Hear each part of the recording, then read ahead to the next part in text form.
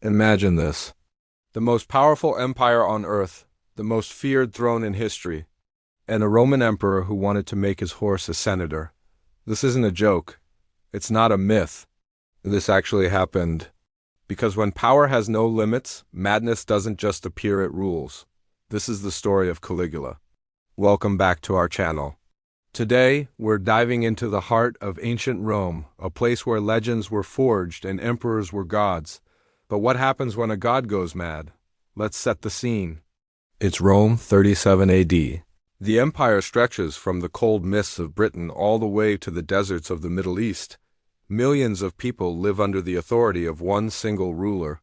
That ruler is Gaius Julius Caesar Augustus Germanicus, better known by his nickname Caligula. The name meant little boots, a cute nickname given to him as a child by his father's soldiers. But there was nothing cute about the man he would become. Caligula was born into the very heart of power and raised surrounded by brutal violence. His father, Germanicus, was Rome's most beloved and charismatic general. He was successful, popular, and deeply dangerous to those in power. So dangerous, in fact, that many believe the reigning emperor, Tiberius, had him poisoned out of jealousy and fear. After his father's death, Caligula's world collapsed. One by one, his family members were systematically eliminated, executed, or exiled by a paranoid emperor. His mother and two older brothers met brutal ends. Young Caligula was spared, but he was forced to live in the court of the very man who destroyed his family, learning to hide his true feelings behind a mask of obedience. By the time Caligula finally became emperor at the young age of 24, he had learned one lesson very well. In the deadly game of Roman politics, survival required absolute cruelty. But at first, it seemed like the nightmare was over. Rome adored him. When Caligula took the throne, the empire celebrated. He was the son of their hero, Germanicus, and he represented a fresh start. He immediately began to undo the damage of the previous reign. He canceled unfair taxes that had burdened the people. He released political prisoners who had been unjustly locked away. He threw massive, spectacular public games that lasted for days, delighting the crowds in the Colosseum. The people cheered his name in the streets. Coins were minted with his heroic-looking face. Statues were raised in his honor across the entire empire. For a brief, golden moment, it seemed like Rome had finally found its savior, a leader who would bring back glory and justice. But then, everything changed.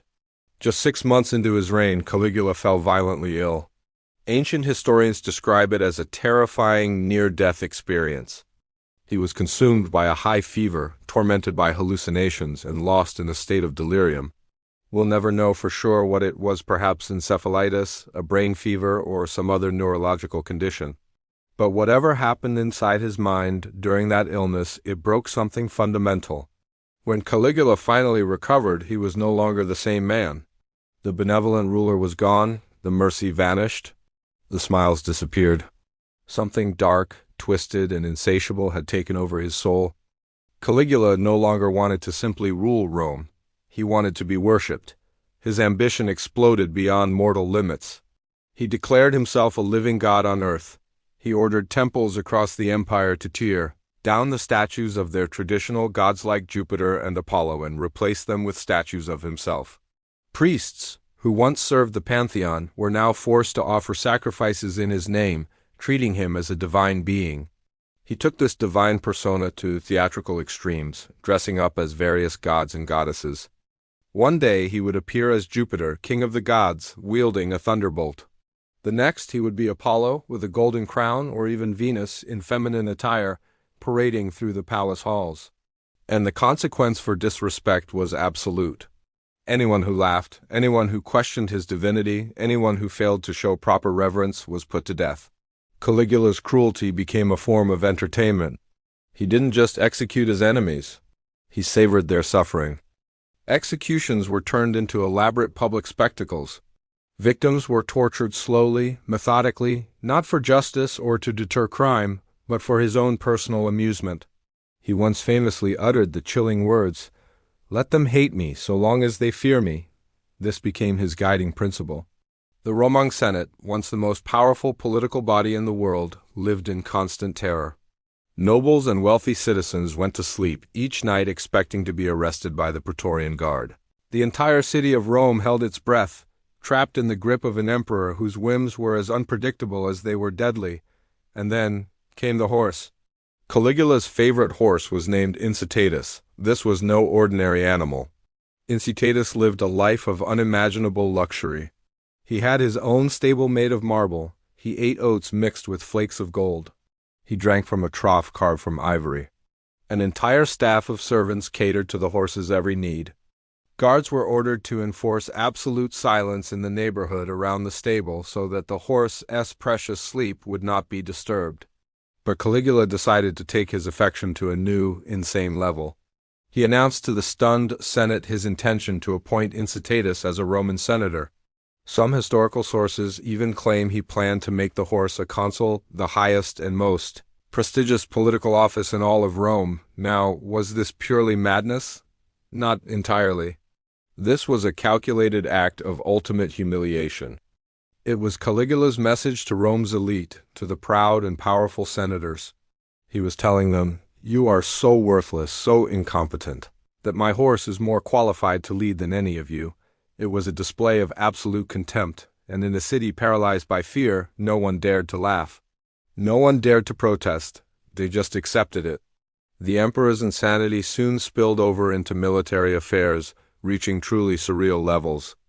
During a supposed military campaign against Britain, which he never actually invaded, Caligula marched his legions to the northern coast of Gaul. He had his soldiers line up on the beach in full battle formation. And then he gave them an unbelievable order: attack the ocean.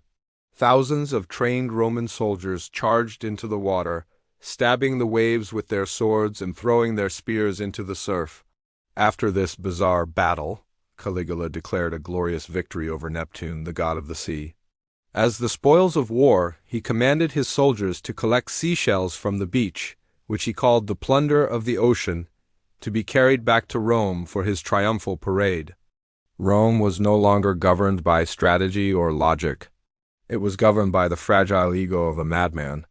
Back in the palace, Caligula violated every social and moral taboo of Roman society. He was infamous for his voracious and predatory sexual appetite. He would openly sleep with the wives of high-ranking senators, sometimes inviting the husbands to dinner parties only to take their wives to his chambers and return later to critique their performance in bed. He forced noble families to prostitute their daughters for his pleasure. Most scandalously, ancient writers allege that he had incestuous relationships with all three of his sisters. He was particularly obsessed with his sister Drusilla, whom he treated not as a sibling but as his wife and queen, deifying her after her early death. When she died, Caligula plunged into a profound and public mourning, enforcing a period of grieving on the entire empire. But her death didn't bring him clarity. It pushed him even further into the depths of his madness, leaving all of Rome whispering in fear. Power, this absolute and this insane, could not last forever. The breaking point was near. In January of 41 AD, a conspiracy formed among the very men sworn to protect him, the officers of the Praetorian Guard. They had seen enough. Caligula had become too dangerous, too unpredictable, too much of a threat to the stability of the empire itself. Led by a guardsman named Cassius Chaerea, whom Caligula constantly mocked, they planned their attack. In a secluded corridor of the palace, as the emperor was walking to his private baths, the conspirators surrounded him. They cornered him, and he was stabbed over 30 times. The emperor, who declared himself a god, died bleeding on the palace floor, just like any mortal. To ensure his bloodline was completely extinguished, his wife and young daughter were murdered soon after. When the news spread, the city of Rome finally exhaled a collective sigh of relief. The terror was over. Caligula ruled for only 4 years. It was a short, violent, and unforgettable reign. But his name has survived for 2,000 years, not as a hero, not as a conqueror, but as a warning.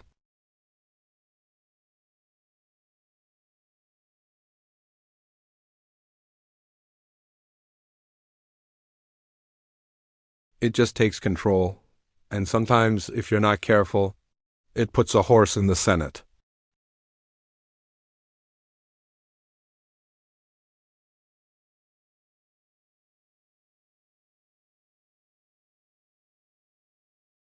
Thanks for watching, and if you found this story fascinating, be sure to like, subscribe, and hit that notification bell for more tales from the darkest corners of history.